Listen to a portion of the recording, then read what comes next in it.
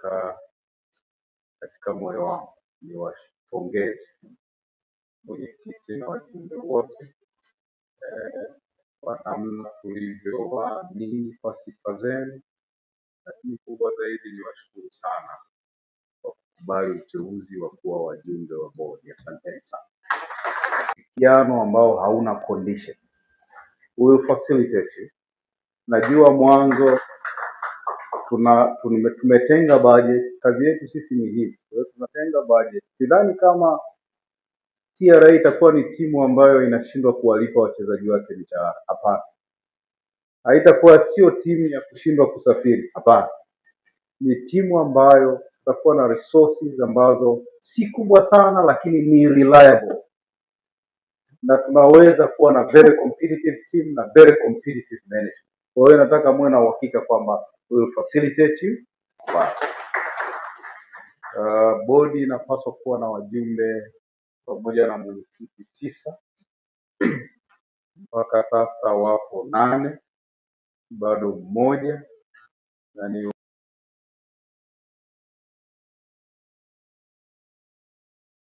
wafanya biashara hatatoka ndani ya TRA. Kwa hiyo niwashukuru sana. Leo tunazindua board, lakini tumetengeneza timu moja ni kuifanya TRA iwe timu bora Afrika.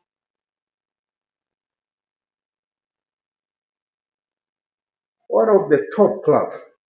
Najua tumeanza na mguu ambao sio mzuri kwa sababu hatujasajili wachezaji wazuri.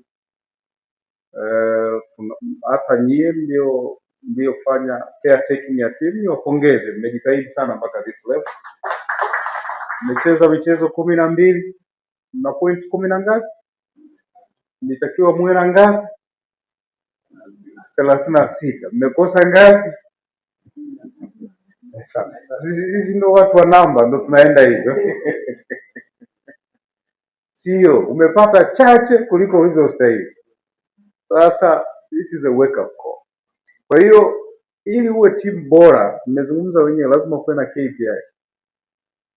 Board, kama kocha kazi yake ni kushinda, hashindi, hatafai kweli. Lazima kuwe na tolerance, una tolerable rate fulani. Ikifika muda fulani kwa sababu sisi tuna obligation ya kumlipa na kumpa vitu vyote. Na yeye ana obligation ya kufanya nini? Kutimiza wajibu wake. Sio kama anashindwa tu kila wakati. Hafai. Unless kama kuna kitu ambacho tumeshindwa kumsaidia yeye. Mimi niko hivyo, mimi niko firm kwenye mambo yote ya msingi. Hatumuonei mtu, lakini pia tutaki kumpendelea mtu. Natarajia bodi na yenyewe itakuwa hivi.